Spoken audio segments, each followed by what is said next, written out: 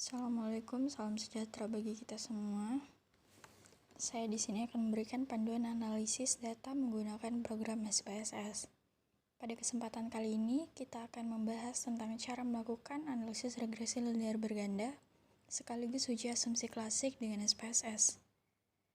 Nanti kita akan melakukan analisis regresi linear berganda dengan uji asumsi klasik secara bersamaan, jadi analisis data dikemas secara sekaligus, sehingga proses analisis menjadi lebih efisien. Kita mulai dari konsep analisis regresi linear berganda. Beralih ke konsep dasar. Yang pertama, analisis regresi linear berganda bertujuan untuk mengetahui pengaruh dua atau lebih variabel independen X terhadap variabel dependen Y. Menurut V. Wiratama Sujarweni dalam kurung 2014-161, model regresi linear berganda dapat disebut sebagai model yang baik, memiliki ketetapan dalam estimasi tidak bias dan konsistensi jika model tersebut memenuhi asumsi normalitas dan bebas dari asumsi klasik. Kita beralih pada data penelitian.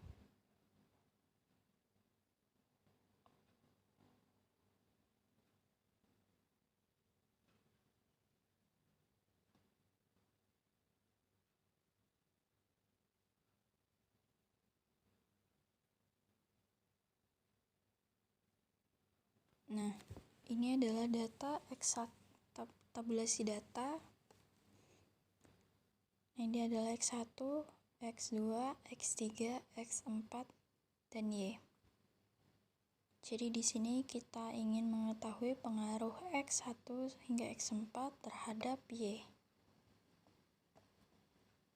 Kita beralih ke tahapan analisis. Yang pertama, persiapkan tabulasi data penelitian, analisis regresi linear berganda dan uji asumsi klasik, normalitas, multikolinearitas, heteroskedastisitas, dan autokorelasi dengan SPSS. Lihat dasar pengambilan keputusan dalam uji normalitas, multikolinearitas, heteroskedastisitas, autokorelasi, dan regresi linear berganda, uji tandem JF, pembahasan dan pembuatan kesimpulan.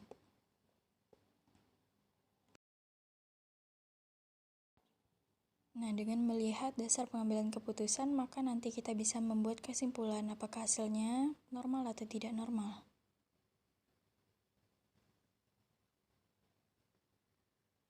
Kita buka dulu SPSS-nya.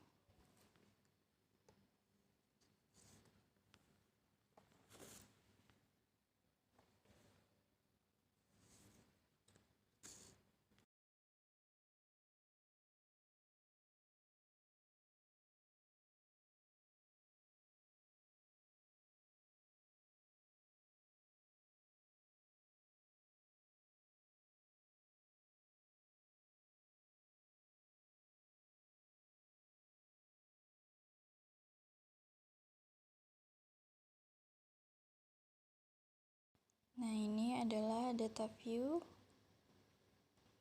Kemudian kita buka variable view. Nah, di bagian name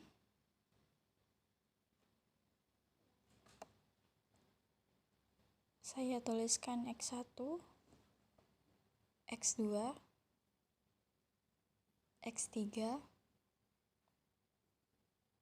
X4, dan Y. Kemudian label. Nah, di yang pertama itu saya akan menuliskan luas lahan X1,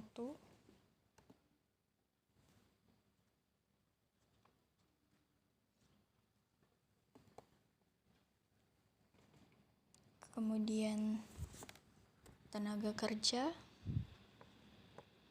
X2,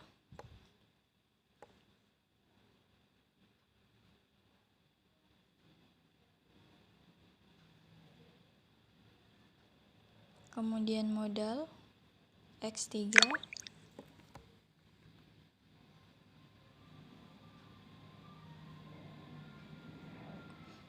pupuk X4,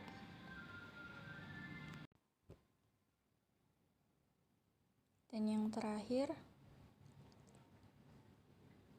produksi kopi Y.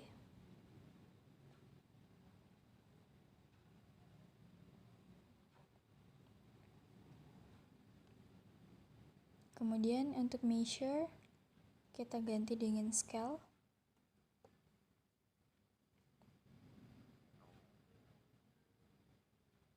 Oke, jika sudah diisi pada view, selanjutnya kita klik data view. Nah, itu desimalnya diganti 0, yang Y itu 1.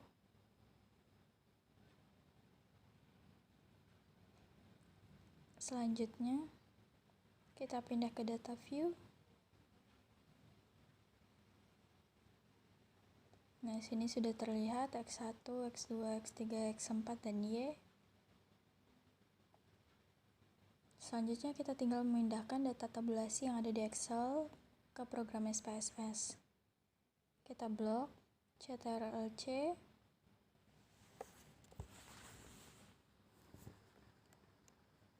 Kemudian dipaste.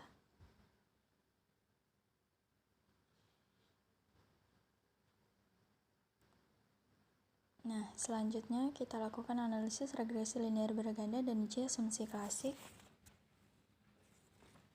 Caranya adalah dengan klik Analyze, pilih Regression, kemudian Linear. Untuk produksi kopi, kita pindahkan ke Dependence sebagai variable trigger.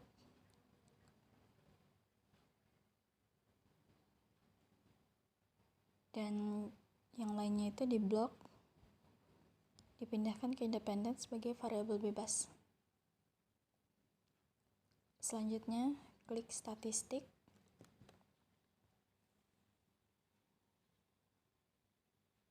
Centang pakai bagian Deskriptif dan Collinearity Diagnostic, kemudian Durbin-Watson, klik Continue, kemudian klik Plots, receipt-nya di Y, dan zip rate-nya itu di X, klik histogram, normalitas probability plot, continue, kemudian pilih yang unstandardized, klik continue. Yang ini memang sudah ketentuannya 0,05 dan 0,10. Kemudian klik continue, klik OK. Nah, kita tunggu.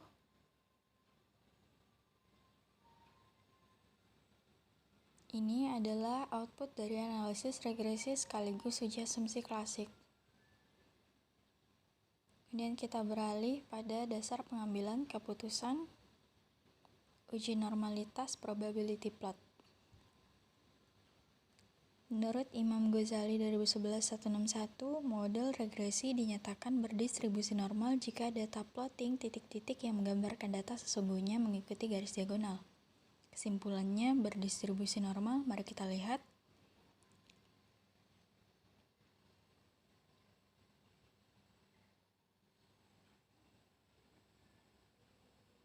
Nah, ini dia normal probability plot.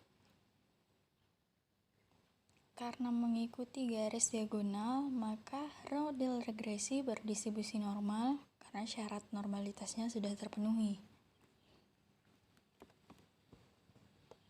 Kemudian kita beralih pada uji multicollinearitas, tolerance, dan VIF.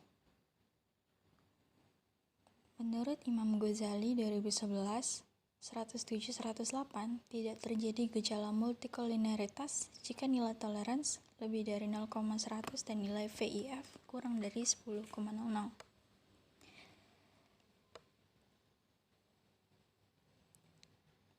Mari kita lihat.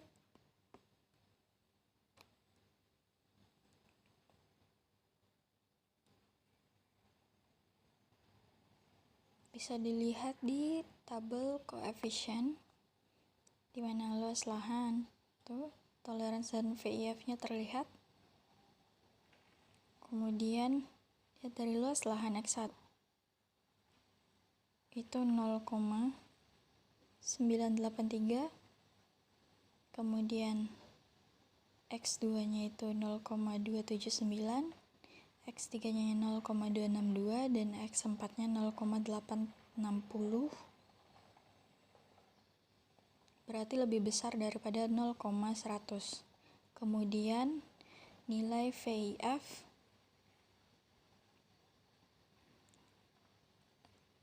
itu bisa dilihat 1,18, 3,583, 3,6723 dan 1,163 itu lebih dari kurang dari 10,00, yang artinya tidak ada gejala multikolineritas. Kemudian kita beralih pada uji heteroskedastisitas scatter plot.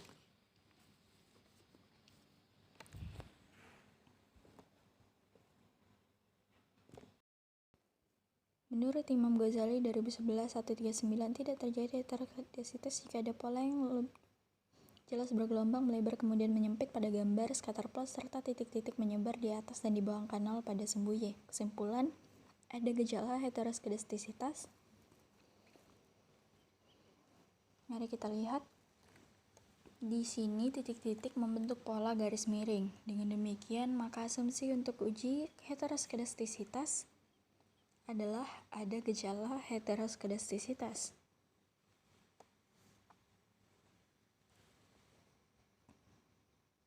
Nah, di sini kita lanjut ke dasar pengambilan keputusan uji autokorelasi Durbin-Watson. Menurut Imam Ghazali 2011-111, tidak ada gejala autokorelasi jika nilai Durbin-Watson terletak antara 2 sampai dengan 4 kurang DU. Penjelasan, pembahasan, dan kesimpulan uji autokorelasi. Nilai DU dicari pada distribusi nilai tabel Durbin-Watson berdasarkan K4. 4 adalah variabel bebas, dengan N3535 adalah banyaknya sampel dengan signifikasi 5%. Nah, setelah itu didapatkanlah nilai DU 1765. Kemudian nilai Durbin-Watson-nya itu 2216 dikurang 4 DU. 4 dikurang DU 1765, maka didapatkanlah hasil 2274. Yang artinya nilai Durbin-Watson yang kita dapatkan yaitu 2216 itu berada terletak di antara nilai DU dan nilai 4 kurang DU. Yang pada kesimpulannya tidak ada gejala autokorelasi. Dengan demikian, uji asumsi klasik tidak terpenuhi dikarenakan adanya gejala heteroskedastisitas. Sekian panduan analisis data menggunakan program SPSS dari saya. Semoga apa yang saya sampaikan dapat bermanfaat. Sekian dan terima kasih.